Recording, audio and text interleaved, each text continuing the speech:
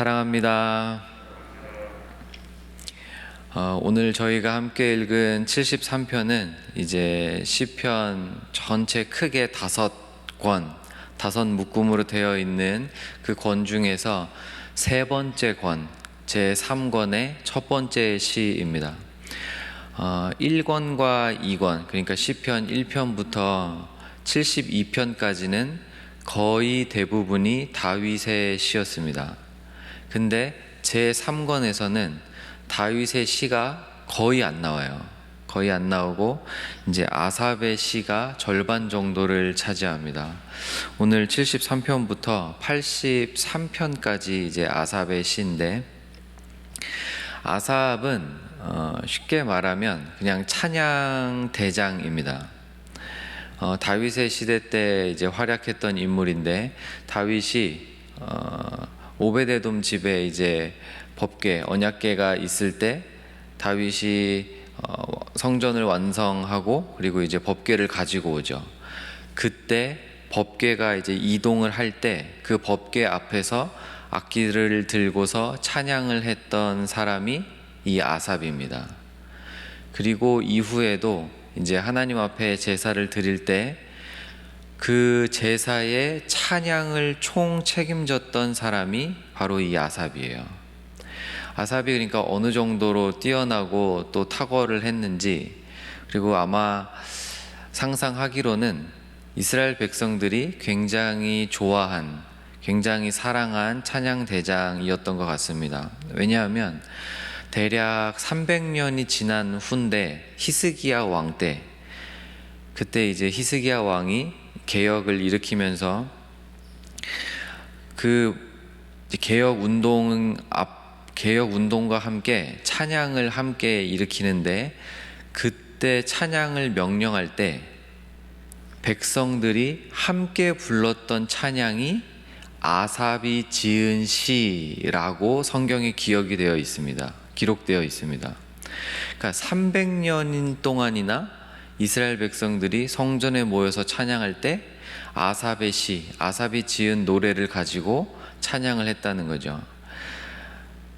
저희가 사람을 가려서 은혜를 받는 것은 당연히 아니지만, 때로는 어떤 찬양 인도자가 찬양을 할 때 특히 더 마음에 와 닿고 또 찬양이 잘 될 때가 있죠. 마치 아삽이 그런 인물이었던 것 같습니다. 아삽은 상당히 많은 시를 지었던 것으로 보이는데, 이제 계속해서 10편 정도를 연속해서 살펴보시겠지만, 아삽의 시는 굉장히 매력이 있어요. 직설적이거든요. 오늘 1절, 2절, 3절만 봐도 이 사람 뭔가 특이하구나, 범상치 않구나라는 걸 느낄 정도입니다. 1절 보시면, 하나님이 참으로 이스라엘 중 마음이 정결한 자에게 선을 행하시나. 하나님이 선한 자에게 선을 베푸는 것은 당연한 거죠. 그렇죠? 근데 선을 행하시나, 그게 다가 아니에요. 2절에 나는 거의 넘어질 뻔했다. 사실상 거의 넘어졌다. 나의 걸음이 미끄러질 뻔하였으니. 왜냐하면 3절에 왜냐하면 내가 악인의 형통함을 보고 오만한 자를 질투했기 때문이다. 바꿔서 말하면, 나쁜 놈들이 왜 이렇게 잘 되는 거야? 진짜 나쁜 놈이라고 말할 수 있을 정도로 악인이 왜 이렇게 부럽냐?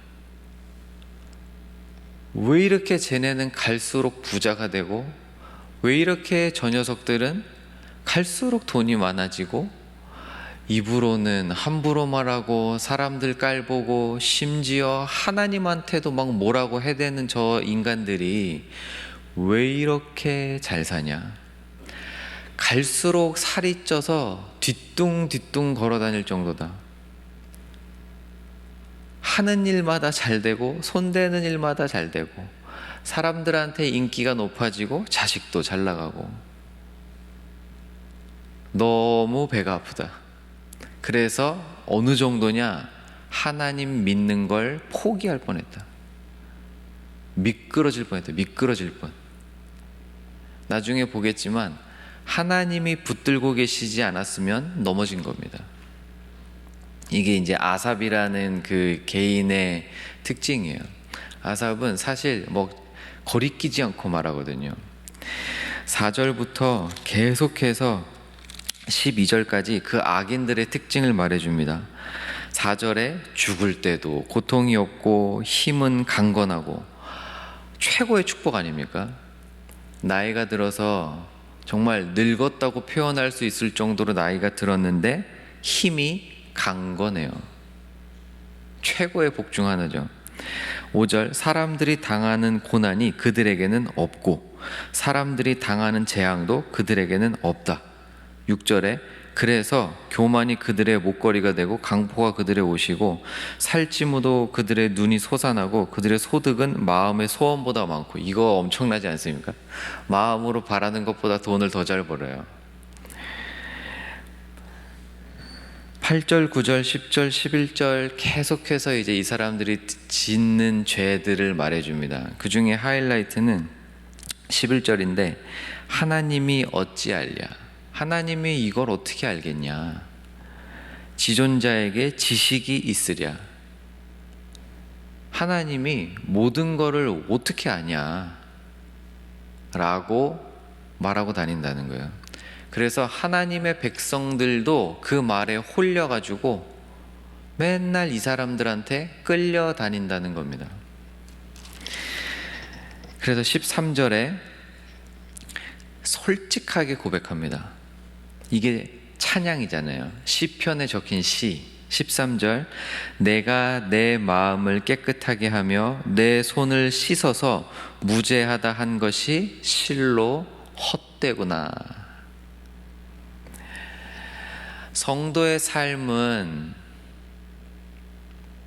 성도가 아니신 분들의 삶과 비교할 때 값어치가 더 뛰어납니까?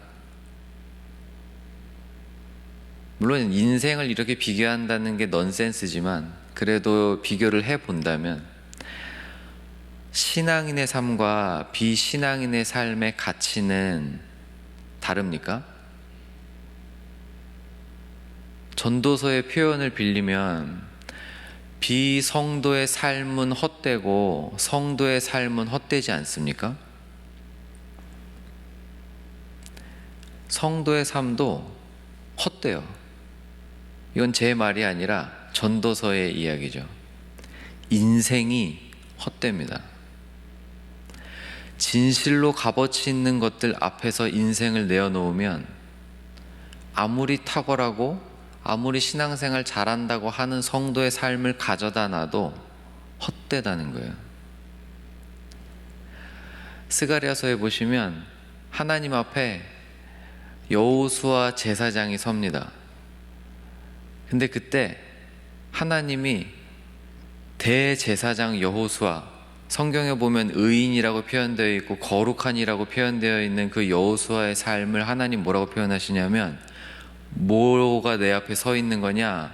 이거는 타다 남은 부직갱이 아니냐라고 표시하십니다.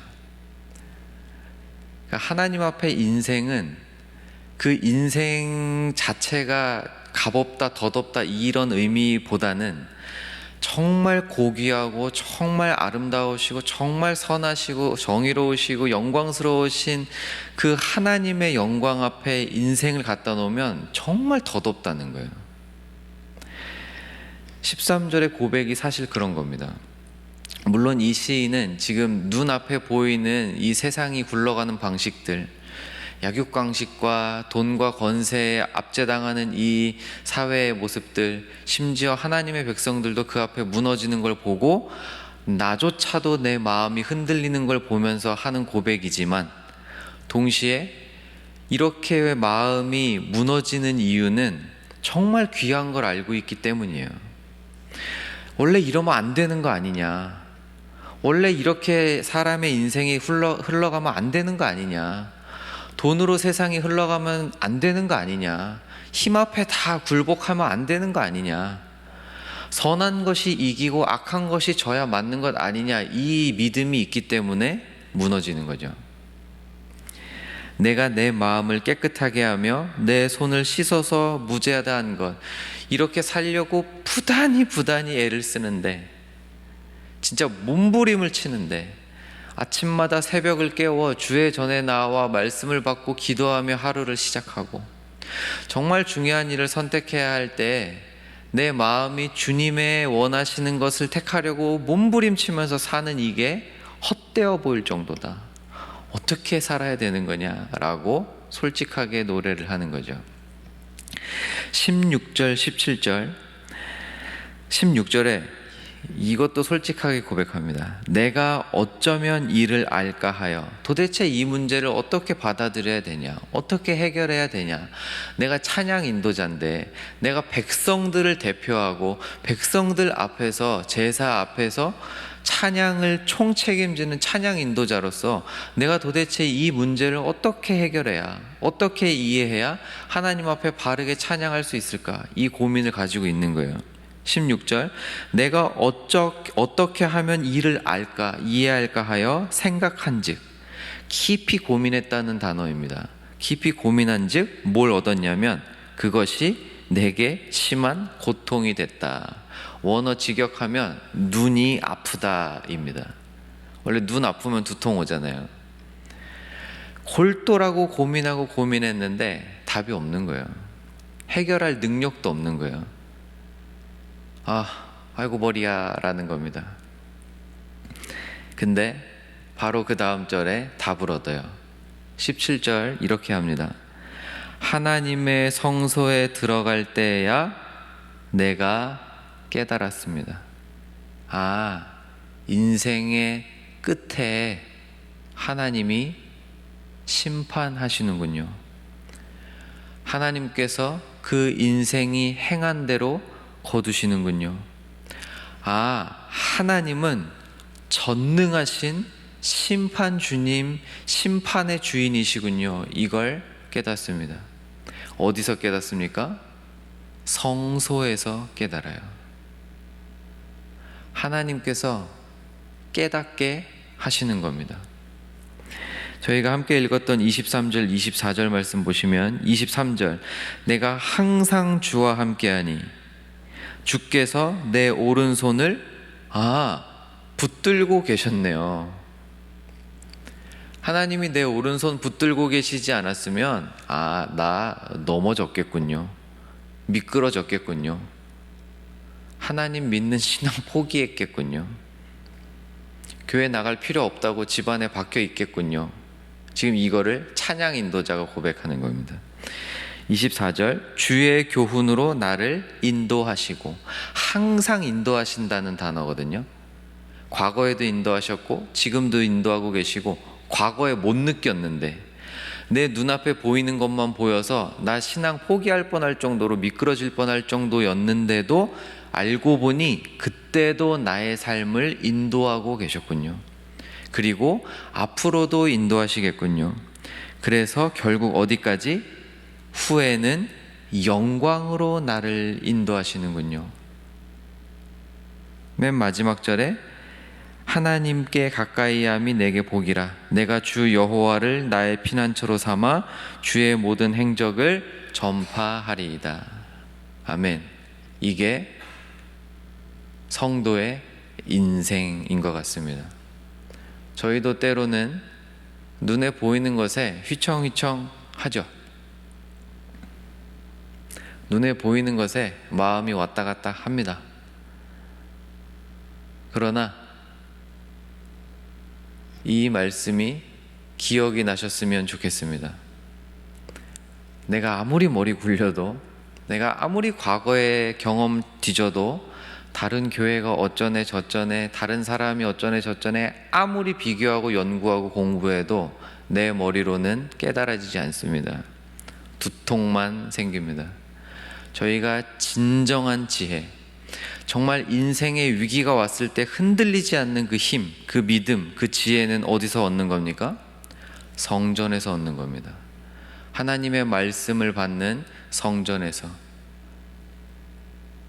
시인이 고백한 것처럼 내가 흔들릴 때도 하나님이 나와 함께하고 계시고 결국엔 나를 영광으로 이끄실 분이 하나님이시군요.